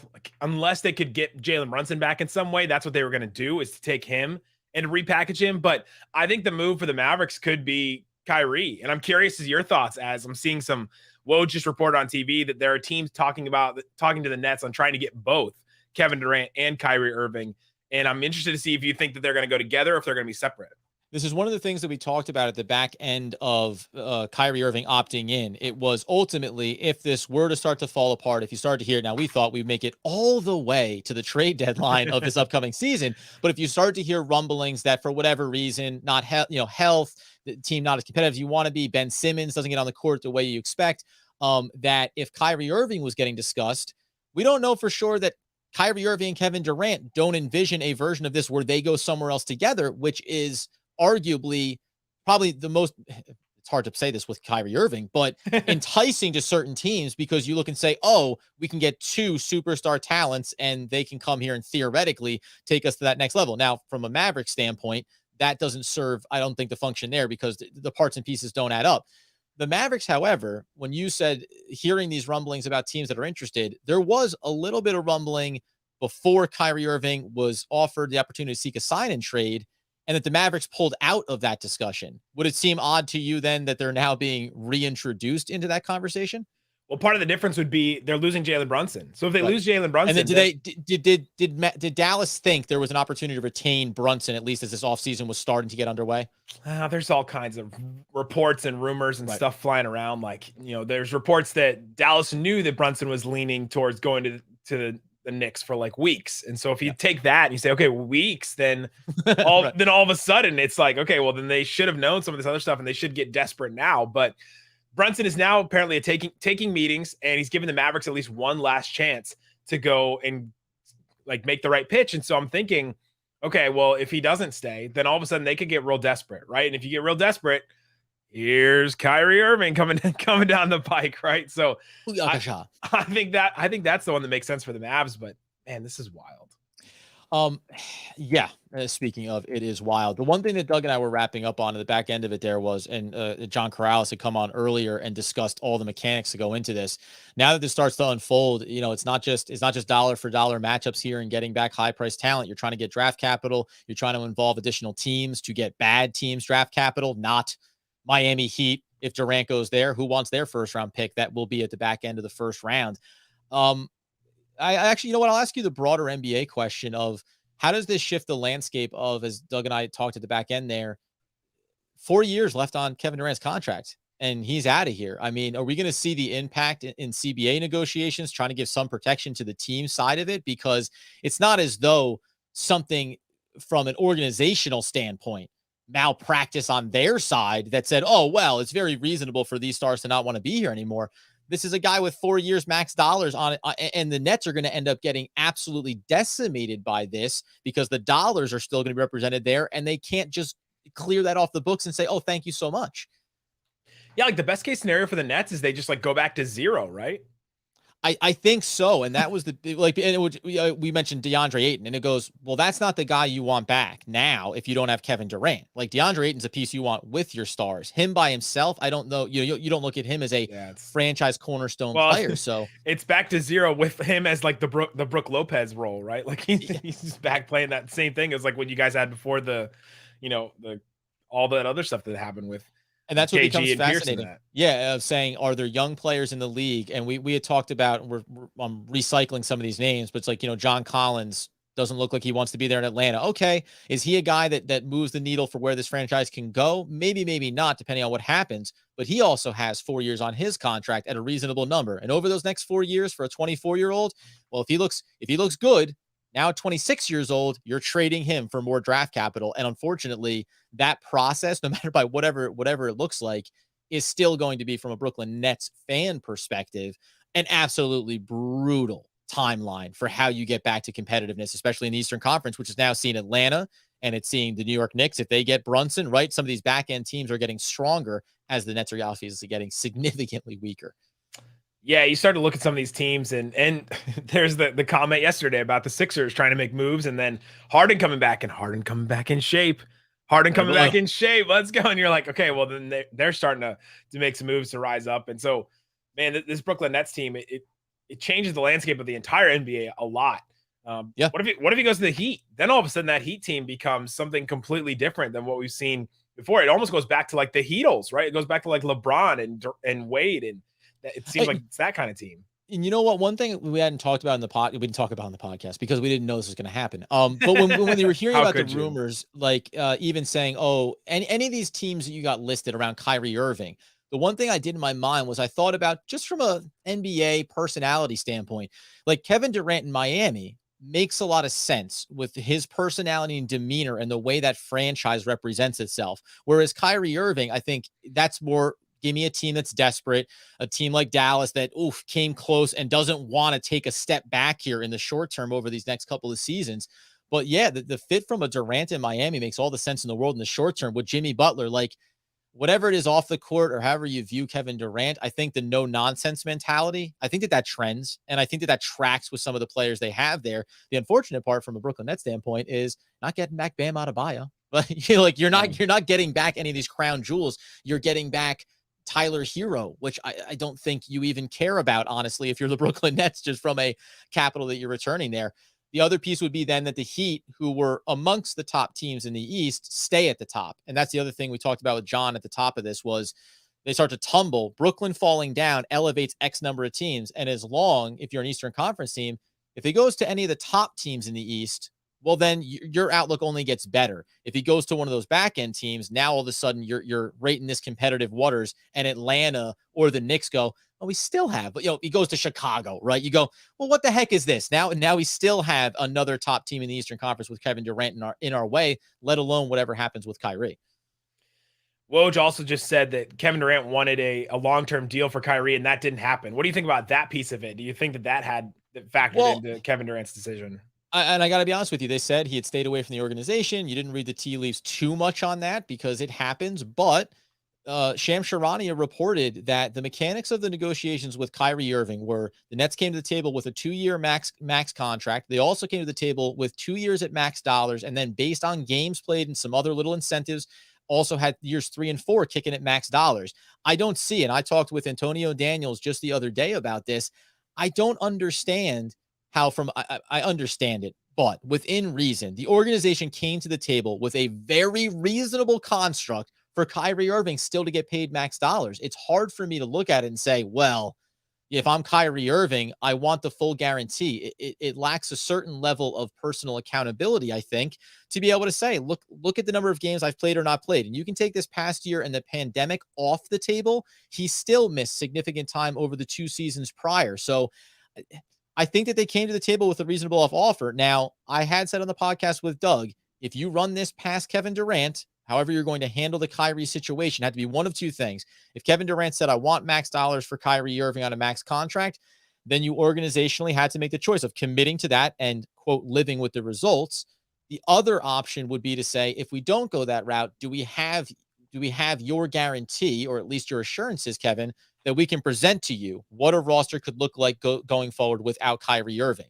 It sounds like without any communication, the Brooklyn Nets had to operate in the blind. They had to make their choices based on dealing with whatever the fallout was going to be. And you did hear some reports say the Brooklyn Nets were entering the negotiations with Kyrie with the understanding how that went could cost them both. Listen, it's so hard to present the organizational perspective when you're losing 2 top talents in the NBA. However, this is what we talk about stars holding franchises hostage. Like, I'm not saying I don't want Kevin Durant on my team. And if it meant keeping Kyrie, that they shouldn't have done that. And I get why organizations look at it and go, I can't just have it be, as Kyrie said at the back end of the season, I think this is Kevin Durant and I managing this franchise together going forward. You know that rubs Sean Marks the wrong way, let alone Joe Tsai, right? I think the owner, regardless of if he has all the money in the world, he goes, well, we're paying you all the money. It doesn't mean you also get to dictate terms around what this franchise is, and especially over the track record of these last 3 seasons. And we've even seen stars get to determine all those things and it just go in the tank, right? Like, I mean, LeBron got to decide everything with the Lakers, and look at where they are right now. So there's, this is going to change the entire landscape of the NBA. I thought Doug's comment earlier about how, like, this is going to cause a lockout. Like, this move right here is probably going to cause a lockout because of how high caliber Kevin Durant is, how long the deal was that he signed already, the extension and all that. And so I'm just really interested to see what's going to happen in this next CBA deal, because it's not just a Ben Simmons, it's a Kevin Durant now, maybe like one of the best players in the NBA. You better believe it. I'll be looking forward to the Dallas Mavericks offer for Kyrie Irving. Get that sign and trade done. Not a problem. I'm thinking maybe just Luka 1-1. Who wouldn't agree to that? Oh, you didn't see him play against Croatia today. He was excellent. Nick Angstadt from the Locked On Mavericks podcast. Appreciate your time, man, giving some insights around what is a NBA shifting announcement with Kevin Durant seeking the trade from the Brooklyn Nets. All right, that, my friends, will do it for Nick Angstadt. We're going to wrap it up here in a second. I will go ahead and just walk through some of these mechanics. We'll touch base on any notifications coming through here. Obviously, we know that the biggest headline is that Kevin Durant wants out, and it's interesting. I think the reports and rumors that Kevin Durant was staying away and seeing how things got handled, well, that obviously came to fruition, right?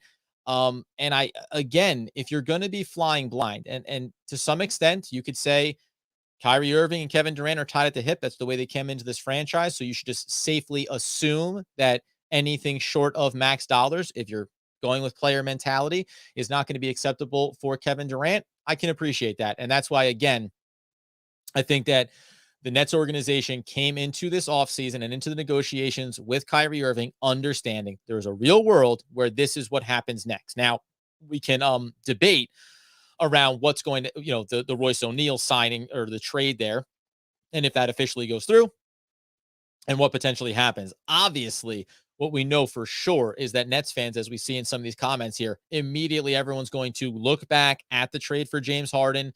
For James Harden, not just the draft capital that went out the door there, but also Jared Allen going out the door, right? Ultimately, the departure of Spencer Dinwiddie. Now, Dinwiddie, Karis LeVert, we said this a number of times. I'm not going to bemoan those factors there, but obviously, right? If you dialed the clocks back to, would you sign Kyrie Irving knowing that it meant getting Kevin Durant? Now, we can't do it. You can't have the revisionist history. You can't look in the rear view. But we'd all sit here today and say, I'd rather go forward with what we had at the time, right? Now, again, 1,000 times out of 1,000, you make that move that you did back then for Kyrie Irving and to get Kevin Durant. But obviously, it was one of the biggest risks, and you did not reap any of the rewards. And by the way, just on that point, this is also a circumstance where you very easily could have been looking at saying, hey, 3 years and 4 years into this process, wow, we made it to the conference finals one time and came up a little bit short because of an injury or just because of the Milwaukee Bucks, the Miami Heat, the Boston Celtics, whoever it may have been, the 76ers, right? Even that alone maybe would have shifted how all of these things felt on every single side. Instead, it's obviously, as we know, right, getting bounced out of the first round in a sweep here against the Boston Celtics most recently, the toe on the line scenario there, and then everything in before that. You have the Kevin Durant injury that he's recovering from when he first comes on, so you don't get a year of him. And some of the best basketball that Kyrie Irving played was without Kevin Durant being able to be on the floor yet. So there's just so many pieces of this, including, as somebody said as well, tongue in cheek or otherwise, Kenny Atkinson, the guy that was there developing some of the young players and the young talent on this roster. Well, it looks like you went ahead and moved off of him. What does that mean for Steve Nash going forward? There's certainly going to be a conversation there, we would assume. And I am still interested to see what it means for Sean Marks going forward, because while I understand you can look at it from two perspectives. Sean Marks is here as the GM as this unfolds and you lose your superstar talent and bring this thing back down to the nuts and bolts. Also, Sean Marks is the GM that built this thing up from nothing and made it an attractive franchise. So I think that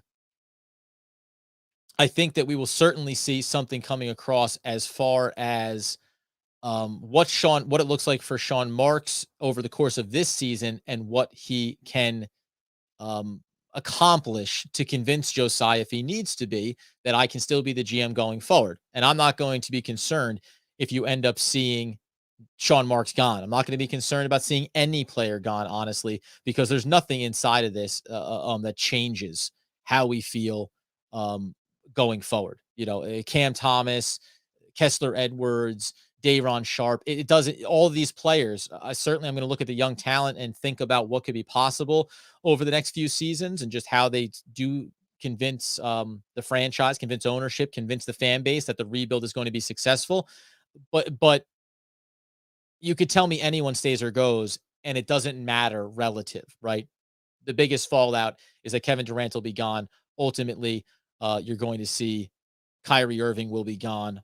Ultimately, you're going to see that someone like Ben Simmons could potentially be gone as well. Trying to kick out some of the less desirable commentary in the chat box. Hopefully nobody has to see that any longer than you possibly need to. I apologize for that. We do have the guidelines in place, but sometimes these things do get their way through. So we'll try to get them out of there as quickly as possible and move away from that. That being the case, as we see if we can accomplish it in relatively quick order, blocking these users, getting them out the door. Kevin Durant has been requested his trade. Apologize with some of these mechanics here. And we're going to see what comes next here for the Brooklyn Nets. We'll go ahead and cap it off here. Move off this conversation. As I said, the Brooklyn Nets will have free agency starting here. What does that look like now? We are going to try to get Locked On Bulls on here as well, Joker, in the comments there as soon as we possibly can. We're trying to actually work with some of those mechanics in the background here as well. If we can do that, we will do it, and we will do it in short order. One thing we're going to try here is just put a little bit of a brief pause on the broadcast. Stay in here. It's going to be live streaming, but I need to take care of some housekeeping things because we cannot have any type of negative messaging up on our boards while we're having a discussion around the Brooklyn Nets basketball. So back in just a minute here, and we can continue this conversation and see if we get any other NBA perspectives in to have a little bit of a conversation around Kevin Durant officially requesting a trade from the Brooklyn Nets. Back in 30 seconds if we can manage.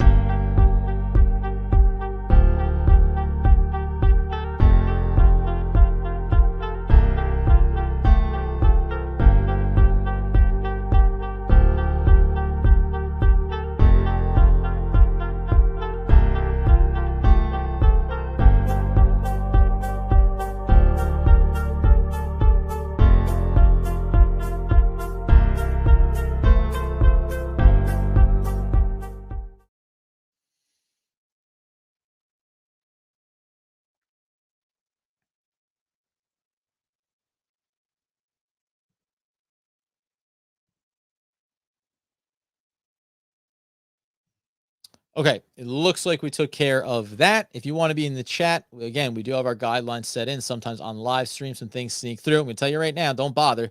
It's not going to get up there long. You're not get your point across. By the way, though, by and large, we have nothing but a great conversation. Let's turn our attention over to that. You guys are in on this, obviously. We already see what is going to be coming back in a trade for Kevin Durant. It's so hard, right? Got up here. Coach MTG, Adebayo, and Hero. It's not going to happen. Now, John Karalis earlier went over the mechanics of Bam Adebayo's contract and why that would prohibit it from being a 1-to-1. And also, I don't know how Miami views, or any of these teams, what is the core that they need to keep in place in order to be able to bring in Kevin Durant and not take themselves. Obviously, Kevin Durant makes any team he goes to better. But we're talking about going from being an Eastern Conference Finals team to being an NBA Finals team to being an NBA champion, or on the Western Conference as well, right? So it's not just this piece of, hey, anybody that wants to come in, it's all going to work out and Miami will give up whatever it takes, or the Phoenix Suns will give up whatever it takes, right? Even Phoenix say that the money all worked out.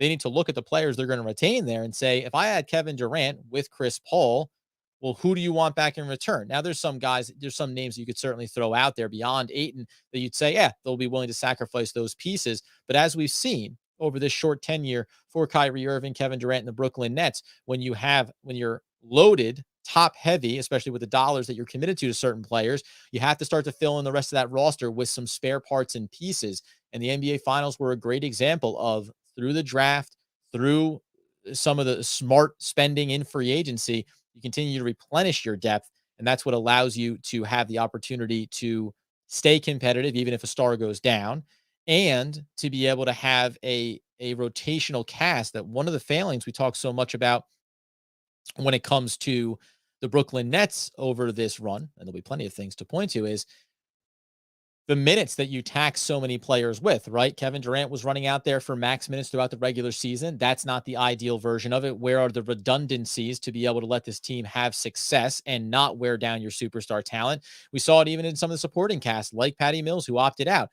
What are you sacrificing when you run him down? Now, he's a difficult player when you talk about the playoff picture for the Brooklyn Nets, and saying, now, once we get to the playoffs, you're undersized, you're a defensive liability, sure. But he ended up playing nearly, or the highest average per minutes of his entire career. That was not the intention when he was brought into Brooklyn. Obviously, injuries and so many other things factor into it, but that is a problem that the Brooklyn Nets were unable to address across this. And again, there's 1,000 different bullet points to talk about it there. And I wonder how some of these teams will look at trading for Kevin Durant and still maintaining the highest possible level. So you threw in a couple of things here. Ayton and Bridges, that's getting thrown out there. Certainly understand that. 2019, I will just say, we need that. No, I want to go for this. Where'd it go there? There he is. Time to rebuild and get that bench, that 2019 energy back. Yeah, let's just get Theo Pinson back in the door and get him on there, working it down the line, and everything can certainly work itself out from there. I'm sure it'll be fine. the weird thing for me is, I will say, and let's see what we got here. You got keep Ben, Joe, Cam, Kessler, and maybe Clax, but trade everyone else. You got a little bit of profanity in there. Let's try to keep that out of the comments as well, if you can. Really appreciate it, so we can get your comments up there without having to take them down. Yeah, Joe. No, I think you're going to be a little bit confused here now in the short term, because Joe Harris is going to be immediately discussed in trade scenarios, because he is a veteran player, an elite 3-point shooter with $18 million on his contract. Somewhere along here, that can be a guy that gets into the start of the season, and then as he looks healthy coming off of that ankle injury, when the time comes, you're ready to move him out the door. Seth Curry, you're going to be ready to move him out the door. Like, there is not a single player on this roster that is going to be off limits in these discussions. So you have to really just open up your mind to the idea that it's all going to be on the table here. And arguably, over the course of this upcoming season, maybe you'll take a look at Ben Simmons getting healthy and on the court, and the young core, Cam Thomas, Kessler Edwards, Day'Ron Sharpe. Again, none of those guys are untouchable, but you can see, if you think, is there a path forward? We're adding in with draft capital, trading capital for players, et cetera. Can that build us back up to a level of stability in the NBA? As it stands right now, though, all we can do is sit and wait to see what type of concrete trade offers start to materialize here, and what the Brooklyn Nets are trying to figure out. Taking a look here just through these comics real quick. Yeah, I'm sorry. And I've seen a lot of people have been throwing this stuff up here. Oh, it is you, Joker. So, DeRozan, Vooch, and Kobe for KD. Why does this trade work, and why does it not work? Yeah, we can take a look here, try to do this in real time in the background here. Let's just try to line it up here from a pure dollars and cents standpoint, from a money standpoint. You got right now over on Chicago's side, you're looking at $27 million over right now in this season, 2 years left on DeRozan's contract. So let's go ahead and throw him into the mix there for this. Vucevic is also at $22 million. So right there, those two combined numbers are already putting you up pretty high. You're going to be right close to that number there. We mentioned this when we discussed it with Hayes from Locked On Bulls podcast around Kobe White, because obviously with the injury and then the way that the rotations have developed there in Chicago, that certainly changed the way they felt about him. Let's just drop those three in there. I'm over just working on the Trade Machine app here. Now, again, this will give you some indications around why it works, why it doesn't work, where some of the failings are. This one goes through from a dollars and cents standpoint. Again, if I'm sitting here right now, the Brooklyn Nets, why doesn't it work? Why it doesn't work is that you're taking back Vucevic, who I understand he's a valuable player to a team that is going to be winning. He's not a valuable player on the final year of his deal for the Brooklyn Nets, who are going to be primarily rebuilding. If that's the case, you can take that back to make the money work, but the draft capital is still what you're focusing in on there. And when at the time, when we were talking about Joe Harris, Cam Thomas, looking at a couple of players from the Chicago Bulls with Hayes from Locked On Bulls, we were saying, can we get back a player like Kobe White to add into that backcourt there, give you some obviously ball handling depth? And then we were also saying, what about a Javonte Green? We were talking about marginal small moves to help fill out this roster and behind them. But one of the things that Hayes brought up in that conversation was talk about the picks. Well, they have a first round pick next year from Portland, and then they have 2024. They don't have 2025. They have 26, 27, and down the line. But it also means, because you need to maintain a first round draft pick in alternating drafts, the first pick that the Brooklyn Nets will be able to take would be, you can take 2023, but then you're not going to be able to take anything until 2027. Now, again, it is what it is. So you have to take what you can get in those scenarios. But in the landscape of the NBA and the players you're going to get back in return, I think one of the first things you're discussing is, how do we get back the most significant draft capital and then young talent? Like, it's about young talent if you're the Brooklyn Nets in the short and long term, because it gives you not only a young talent that could be a part of your nucleus going forward, it also gives you an asset that you can trade over the next couple of seasons to continue to get back in more draft capital, more young talent, and work through until you find the right combination of pieces that go together. I know you're saying AD equals better than Kevin Durant. Okay, I wasn't sure if you're talking about in a trade scenario there. If that's if that's what was being discussed here in the chat at all, that's not going to be the answer there either. One fascinating thing that that Nick brought up there on the back end, wondering what we're going to discuss when it comes to where is Kyrie Irving going, where is Kevin Durant going, and if you're going to see some really weird mechanics of these guys ending up together somewhere else on the same team still. Interesting to think about. Do these guys still believe that they can accomplish something? And it ultimately was about not agreeing with, not appreciating, and not feeling like the Nets organization was behind them over their tenure. And therefore, this is just a clear cut. We don't want to do it here. We'll do it somewhere else if we can get there together, but it's not going to be here. And we're willing to go down that path somewhere else. So that would be a fascinating one to be, to look at. Brendan lets us know that this franchise is cursed. That could be.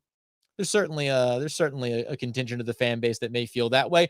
The one thing that I'll back up here, and I will look at, let's just touch on this one too. This is my wheelhouse. This is what Doug Norrie, he doesn't want to touch these trade speculations, and I understand why. And it was never about Kevin Durant, but just in general terms, Durant to the Raptors for OG, Trent, and 2 firsts. Again, that's not enough. Mainly because if you look at a trade like that scenario, and I'm not saying you can start that as a good baseline. Let's flip it over here and take a look at that. And then we're going to put a pin on this because I am going to be back in probably around 6 o'clock. So we're not too far out from getting right back into that conversation. But if we go over and look at that from a Raptors perspective, let's go ahead and talk about having OG, who's making $17 million, has 3 years left. So you have a little bit of control on him there. If he's genuinely disenfranchised by the way things have gone, I could certainly appreciate that. I don't know if it was either Karalis, could have been Doug, could have been Nick, mentioning the idea of Siakam. I think it may have been Doug. Like, that's more what you're talking about. And what would that mean for the Raptors on the backside of it? Is that really worth it for them to make that kind of move? You said Gary Trent Jr. and 2 firsts. Again, Gary Trent Jr. coming in. Now, he's young, so I mean that works in your favor. 23 years old. The money's not terrible. All total, you're looking at about $34-35 million coming in. And then if you talk about draft capital, they certainly, the Toronto Raptors, have the ability to give those alternating picks 23, 25, 27 down the line there. Yeah, I mean, you can make that happen if you want to. And who knows? Maybe we're talking about the Toronto Raptors looking at an opportunity to do what they did when they acquired a disenfranchised player from the San Antonio Spurs. Cash in, get a championship, knowing that he's not going to be here for the long term. Although, again, Durant is under contract. I do wonder if you could be looking at a situation where Durant becomes a bit of a hired gun over the life cycle of this contract, knowing that the money is there, the max dollars are locked in, and it just becomes around where are his best opportunities to win. If he is in fact motivated by that as his number one priority, as opposed to everything that goes on, both on and off the court. So that's an interesting one, certainly, as well.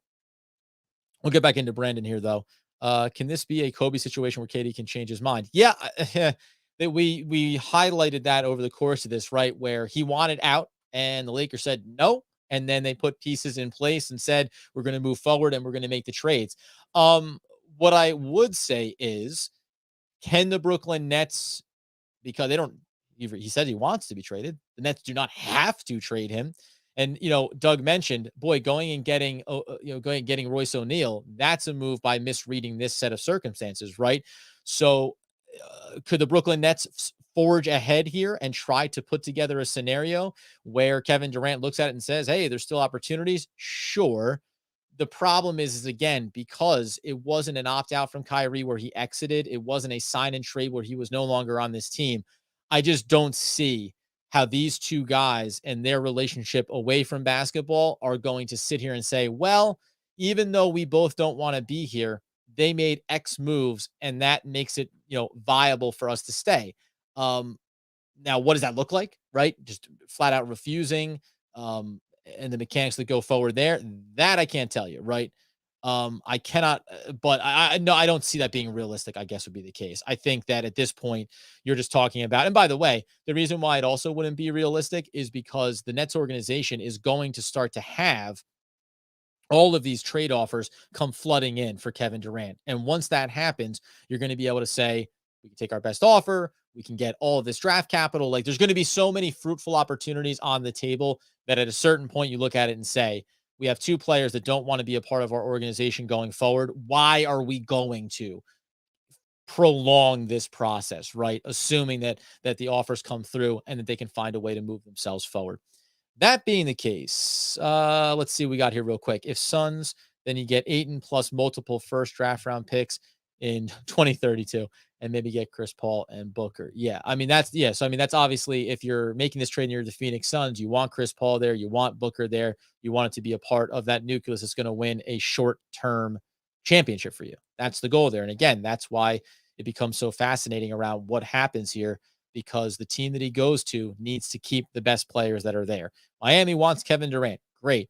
They're not giving up Bam Adebayo. They're not going to give up a Jimmy Butler. They need those guys there so that when Kevin Durant shows up, it makes them a championship team.